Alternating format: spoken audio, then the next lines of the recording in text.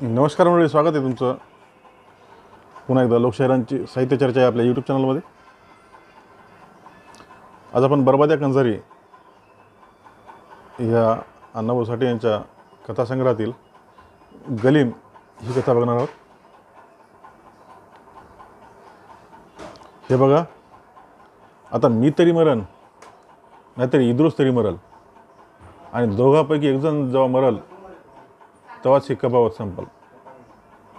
आता गप बसा बरं, दगडू पाटील गंभीरपणे म्हणाला. पण तो जर अशा अपरात्री आला तर आपण काय करायचं? रंभाजी पंत गंभीर स्वरात उद्गारला.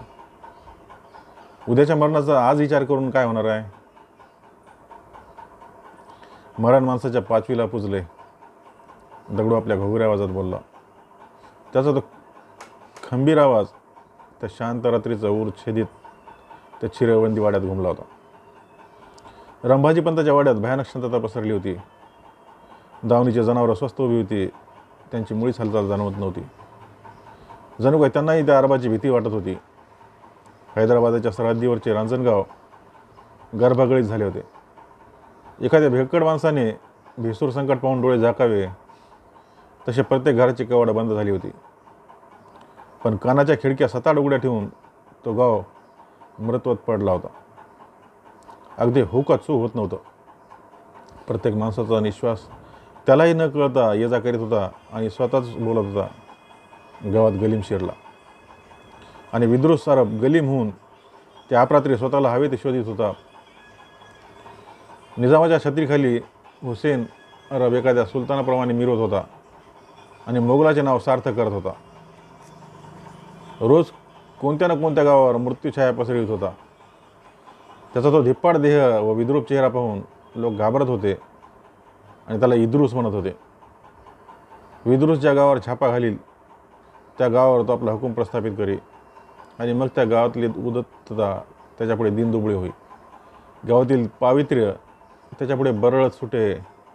गावातील सौंदर्य त्याची सेज सजवी आणि मानवता दात ओठ खात सरफडत ते सर्व असह्य पाहून खिन्न होई. विद्रुस येणार अशी नुसते कुणकुण जरी उठली तरी सारा गाव विवंचनेच्या डोहात बुडून जायचं. प्रत्येकाच्या डोळ्यापुढे एकच प्रश्न उभा राही, आज विद्रुस येणार. ज्याचा भव्य वाडा असे त्याला वाटे आज माझा वाडा उद्ध्वस्त होणार. संपत्ती असेल त्याला वाटे आज माझी संपत्ती लुटली जाणार. ज्यांची पत्नी सुंदर असेल त्याला वाटे माझी पत्नी तो आरोप घेऊन जाणार. कोणाला वाटेल आपली तरुण बहीण आपल्या डोळ्यात देखत तो आरोप विद्रुस नेणार. अशा एक ना दोन अनेक विवंचनाच्या डोंगराखाली तो गाव दबत असे. रांजणगावलाही त्या भयंकर संकटाचे लागोपाठ हादरे बसले होते. 12 महिन्यापूर्वी विद्रुस अरबाने रंभाजी पंताच्या वाड्यात शिरून कुरापत काढली होती आणि गाव तलवारीच्या धारेवर धरला होता. त्या दिवशी एकाएकी वाड्यात शिरून विद्रुस म्हणाला होता, माझे 5,000 रुपये तो घेतले आहेस. त्या 5,000चा रोज 30 रुपये व्याज तू कबूल केला आहेस. त्याचा हिशोब करून ते चुकते कर, नाहीतर तुला मी बर्बाद करीन, तुझ्या पोराचा खून करीन. ही धमकी ऐकून रंभाजीची बोबडी वळली होती. त्या दिवसापासून त्याच्या तोंडाचं पाणी पळालं होतं. आपल्या मुलासाठी आपल्या जीवनासाठी त्याने इकडची दुनिया तिकडे करून 5,000 रुपये विद्रुसला दिले होते. परंतु रोज 30 रुपये या हिशोबाने व्याजाचा डोंगर सारखा वाढत होता. तो रंभाजीला डोईजड झाला होता. ते भयंकर कर्ज कमी होत नव्हतं. वरच्यावर विद्रुस येऊन धमक्या देत होता. रंभाजी घाबरून गेला होता, कारण विद्रुसच्या त्या धमक्यांच्या पाठीमागे जंगी सत्ता होती. त्यांच्या हाती शस्त्र होते. आपण कर्ज फेडू शकत नाही असे म्हणताच ते शस्त्र आपली मान तोडणार ही भयंकर भीती रंभाजी पंताला भेडसावीत होती. त्याच्यामागे मृत्यूचा जो जणू सापळाच लागला होता. एकदा रंभाजी पंत आपल्या पाहुण्याकडे गेला असता त्या पाहुण्याच्या घरीच त्याला दगडू दिसला. तो त्या पाहुण्याच्या घरी पोटावर राबत होता. दगडूचा तो पिळदार देह पाहून रंभाजीला वाटले, हा माणूस जर आपल्या घरी आला तर आपल्या मुलाला पाठबळ होईल, आपणाला मदत होईल आणि त्या विद्रुसचा सर्पाचा बंदोबस्त करण्यासाठी हा मुंगसाची कामगिरी करेल.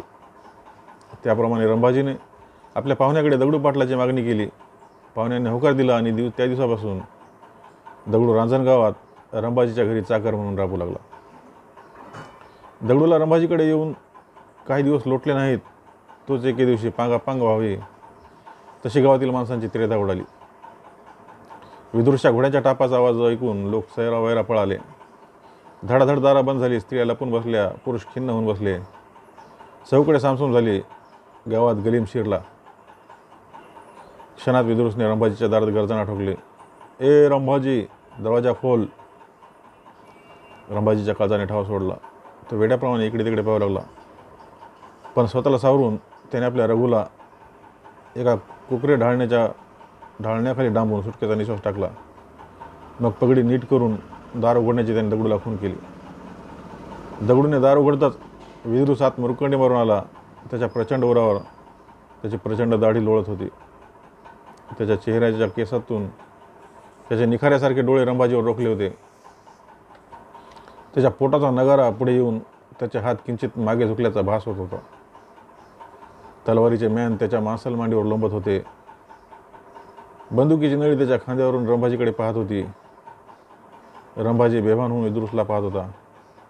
तोच विदुरूसवर रडला. रंभाजी, हुजूर.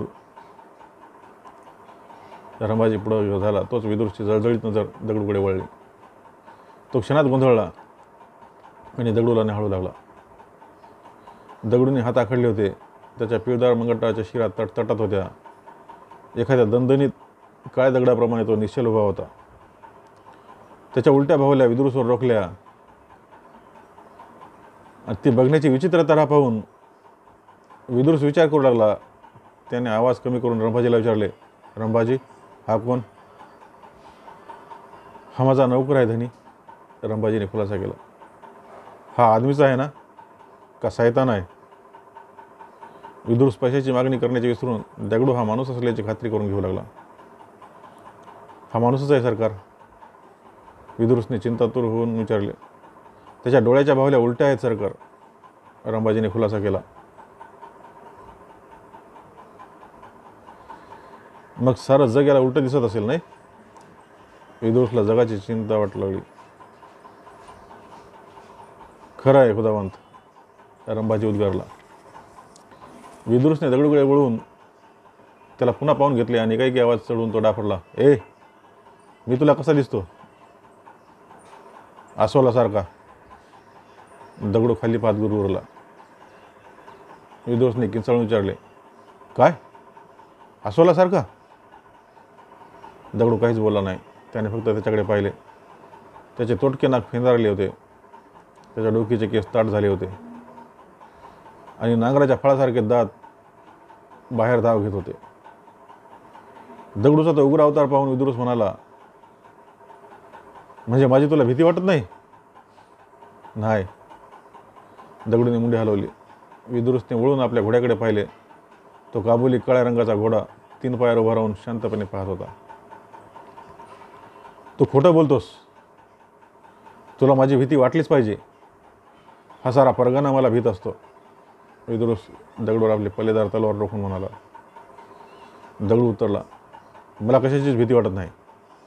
आणि भीती वाटण्यासारखं माझ्याजवळ काही बी नाही. शिवाय मला सारंच उलटं दिसतं. मग तू सैतान आहेस. विदुरूस गुरकावला. खरं आहे, मला लोक सैतानच म्हणतात. दगडू निर्भयपणे पुटपुटला. हे आपल्या विरुद्ध काहीतरी कारस्थान असावं. आपणाशी लढण्यासाठी या रंभाजीने याला मुद्दाम आणला असावा असा संशय येऊन विदुरूस वैतागून म्हणाला, तुला माझा हुकूम आहे. तुम्हाला भ्यायलाच पाहिजे आणि मी आजच या गोष्टीचा निकाल लावून जाणार आहे. असे म्हणून तो रंभाजीकडे वळला. रंभाजी, तुम्ही तुमच्या शेजाऱ्याला त्या काशीनाथ सोनाराला बोलवा. त्याबरोबर रंभाजी धडपडून उठून धडपडत निघाला. तोच विदुरूस पुन्हा खेकसला. तुम्ही नका जाऊ, यालाच पाठवा. याची मला भीती वाटते. दगडू शांतपणे वाड्याबाहेर निघून गेला आणि थोड्याच वेळात काशीनाथ सोनाराला घेऊन आला. किडकिडीत देहाचा म्हाताऱ्या सोनाराला पाहताच विदुरूस बिथरला. त्याने आपल्या हातातील पेटती मशाल तुळशीच्या आळ्यात रोवली आणि बाजूला बैठक मारली. ए सोनार, तुझी पोरगी देखणी आहे असं आम्हाला समजलं आहे. खरं आहे ना? त्या सोनारावर दिसणं दृष्टी रोखून प्रश्न केला. होय, खरं आहे, सोनार कापात उत्तरला. असं? तिचं वय काय आहे? विदुरसने विचारलं. 16-17 असेल. सोनार मटकन खाली बसत म्हणला. त्याचा धीरच खचला. ती कुठं आहे? विदुरच्या डोळ्यात हर्ष तळू लागला. ती हाता नाही, दगडूमध्येच बोलला. विदुरच भडकला. डोक्यावर दगड पडावा तसा तो ओरडला. शैतान, तू मध्ये बोल नको. चालता हो. रंभाजीने दगडूला माडीवर जाण्याची खूण केली. त्याबरोबर तो मंद गतीने माडीवर गेला. विदुरस काशीनाथला म्हणाला, त्याचं ऐकून खोटं बोल नको. खरं सांग, कुठं आहे ती पोरगी? खरंच ती आजोळी गेली आहे. सोनाराने दगडूच्या बोलण्याचा पदर पुढे ओढला. पुढचा घोर प्रसंग लक्षात येऊन त्याने खोटे बोलायला सुरुवात केली. पण विदुर संतापून लाल झाला होता. तो ताडकन उठून उभा राहिला. क्षणातच तो विद्युत गतीने सोनाराच्या घराकडे धावत निघाला. विदुरूस अंधारात नाहीसा होताच काशीनाथ जमीन चाचपू लागला. त्याच्या डोळ्यापुढे अंधारी आली. त्याची जीभ लोळी पडली. ताई ताई करून तो उरावर मारून घेऊ लागला. रंभाजी त्याला बसवण्याचा प्रयत्न करीत म्हणाला, सोनारा, ताई कुठं आहे? घरात, सोनार चाचरत बोलला. थोड्याच वेळात विदुरूस धावत रंभाजीच्या वाड्यात आला. त्याने तलवार सरळ धरली आणि तो संतापून म्हणाला, दगा दगा, तुम्ही सर्व बैमान आहात. पण ही बैमानी या निजाम मुलखात मी चालून घेणार नाही. तिला तुम्ही दडवली आहे. विदुरशी बडबड ऐकून त्या दोघांनाही नवल वाटलं. घरातली ताई याला सापडली कशी नाही? असं झालं तरी कसं? याचाच ते विचार करू लागले. विदुरच्या बडबडीवर त्यांचं लक्ष नव्हतं. विदुरूस मोठ्यानं गरजला, ऐका. ते दोघे भानावर येऊन काय कळवले. विदुरूस पुन्हा गरजला, ए रंभाजी, उद्या सकाळी आमची सर्व बाकी तू चुकती केली पाहिजेस, नाहीतर संध्याकाळी मी तुझा आणि तुझ्या पोराचा मुडदाच पाडीन. कबूल? रंभाजीनं वेड्याप्रमाणे मान डोलवीत म्हटले, कबूल सरकार. आणि आजचा तुझा तो सैतान नौकर या पाकभूमीतून गेला पाहिजे. कबूल? हो हो कबूल, रंभाजी पुन्हा म्हणाला. मग विदुरूस काशीनाथकडे वळून म्हणाला, तुझ्या पुरीचं आजोळ किती लांब आहे? 4 मैल, त्या म्हाताऱ्याने ठोकून दिला. ठीक. विदुरूसने त्याला हुकूम दिला. उद्या सकाळी ती तुझी पोरगी गावात आलीच पाहिजे, नाहीतर तुला घरात कोंडून तुझं घर मी पेटवून देईन. कबूल? कबूल, सोनार फुटफुटला. त्याला कबूल म्हणण्यापलीकडे काहीच गत्यंतर नव्हतं. त्याची जीभ लोळी पडली होती. शब्द संपले होते. दुसरा शब्द उच्चारण्याची त्याच्या जिभेत हिंमतच नव्हती. ते फक्त कबूल म्हणून माना हलवीत होते. बाहेर रातकिड्यांची मंद चिरचिर चालू होती. गावावर प्रेतकळ आली होती. जणू काही त्या क्षणी विदुरूस, रंभाजी, दगडू असे 3च पुरुष जगात वावरत होते आणि बळी तो कानपिळी हा न्याय तिथे नांदत होता. आपल्यावर निजामाचे नंगे राज्य असून आपण त्याचे नागरिक आहोत. आपल्याजवळ जे जे आहे ते निजामाचे आहे. तो निजाम किंवा त्यांचा सेवक केव्हा येऊन आपल्याला मारू शकतो. ते बलवान आहेत, आपण दुर्बल आहोत, असे रंभाजी व काशीनाथ त्यांना वाटत होते. विदुरूसला वाटत होते की आपण सर्वश्रेष्ठ आहोत. आपण निजामाचे वारस आहोत. निजामाचा झेंडा उंच ठेवणे हा आपला धर्म आहे आणि निजामी प्रदेशात जे जे आहे ते सारे आपले आहे. परंतु दगडूला मात्र काहीच वाटत नव्हते. जगात आपलं असं कुणीच नाही. आई नाही, बाप नाही, घर नाही, दार नाही. फक्त एक पोट आहे आणि त्यासाठीच आपण जगतो आहोत. आपण जगलो काय किंवा मेलो काय सारखंच. काही काळ रंभाजीच्या वाड्यात शांतता पसरली. पण लगेच विदुरूसने उठून तिचा भंग केला. त्याने पुन्हा आपल्या हुकुमाची आठवण करून दिली आणि मी तुम्हा सर्वांची देवळात वाट पाहीन असं सांगून तो घोड्यावर बसून निघून गेला. आणि मग दगडू ताईला घेऊन माडीवरून खाली आला. ताईला पाहून काशीनाथ चौर भरून आला. ताईला पोटाशी धरून तो रडू लागला. रंभाजीने ढाळण्याखालून रघुला बाहेर काढला. उद्या आपण त्याचे कर्ज फेडू शकणार नाही आणि तो विदुरूस आपल्या एकुलत्या एक मुलाला ठार करणार या कल्पनेनं रंभाजीला भडभडून आलं आणि तो रडू लागला. क्षणात तो सारा वाडाच रडू लागला. सोनार, रंभाजी, ताई, रघु सारीच रडत होती. एकटा दगडूच तेवढा दगडाप्रमाणे उभा होता. त्याच्या डोळ्यात तिरस्कार, चीड यांनी गर्दी केली होती. या 5ही जणांपुढे उद्याची भयंकर सकाळ तरळत होती. उद्या सकाळ होण्यापूर्वीच विदुरच्या सर्व हुकुमाची अंमलबजावणी व्हावयास हवी होती.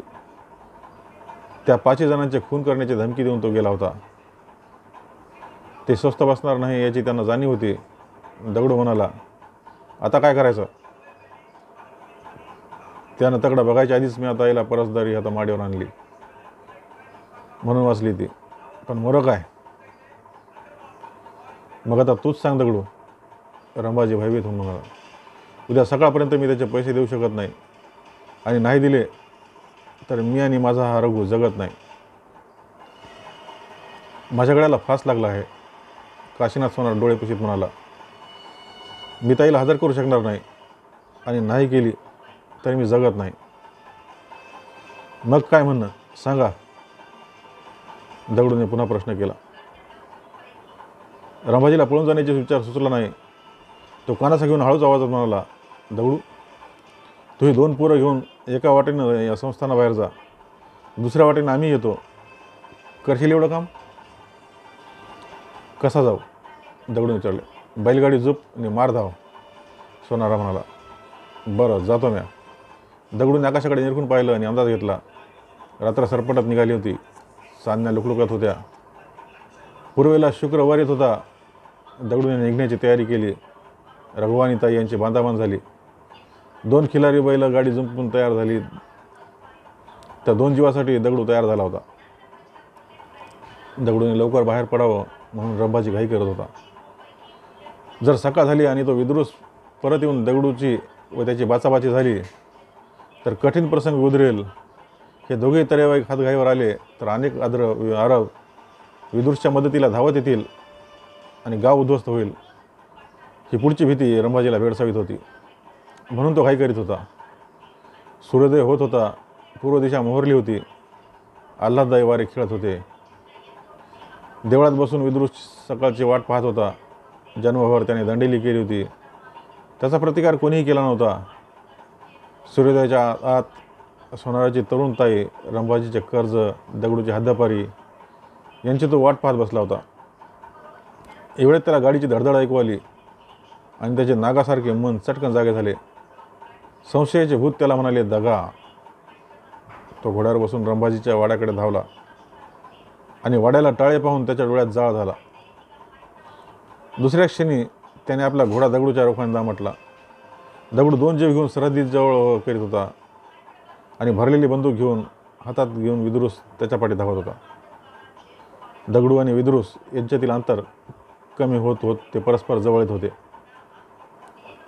विदुरूस अगदी जवळ आलेला पाहून गाडीच्या धडधडीपेक्षा आपला आवाज चढून ताई म्हणाली, आता काय करायचं? पुढे येऊन बैलाचा कासरा धर, दगडू म्हणाला. त्यानं रघुकडे पाहिलं तेव्हा तो रडत होता. ताई पुढं सरकली. तिने पदर कमरेला खवला आणि कासरा धरला. दगडू मोकळा झाला. तोच विदुरूस गाडीला येऊन भिडला. गाडी थांबव. दगडू गाडीत उभा राहिला आणि मोठ्याने ओरडला, ताई, गाडी थांबव. ताईने कासरा ओढून एका ओढ्यात गाडी थांबवली. दगडूने उडी मारली. 2 प्रचंड शक्तींची एकमेकांसमोर गाठ पडली. भयंकर झटापट समोर उजळली. धुळीच्या लोटात ते एकमेकाला मारू लागले. एकमेकांचा जीवच घ्यायला निघाले. ओरडू लागले. कितीतरी उशिराने त्यांची ओरड बंद झाली. धुळीचा ढग उतळून खाली बसला. त्यावेळी रक्ताने न्हालेला दगडू उभा होता आणि विदुरूस निश्चित पडला होता. तिसऱ्या दिवशी त्या ठिकाणी निजामाची प्रचंड फौज येऊन दाखल झाली. कडव्या मुघलांनी विदुरूसला सलामी दिली आणि एका मोठ्या अधिकाऱ्याने जाहीर केले, निजामशाहीविरुद्ध बंड करणाऱ्यांपैकी काहींनी विदुरूसची कत्तल केली आहे आणि ते गलीम त्या डोंगरात जाऊन दुसऱ्या गलिमांना मिळाला आहे. त्यांनी आपली तलवार त्या डोंगरावर फिरवली. सर्वांनी गंभीरतापूर्वक त्या डोंगराकडे पाहिले. मग सन्मानपूर्वक त्या प्रेताला घेऊन ते फौज हैदराबादकडे निघाली. त्यावेळी प्रत्येक सैनिकांपुढे तो गलीम कसला असेल असा प्रश्न उभा होता. ते सर्वजण विद्रूस आणि गलीम याची चर्चा करत होते. धन्यवाद.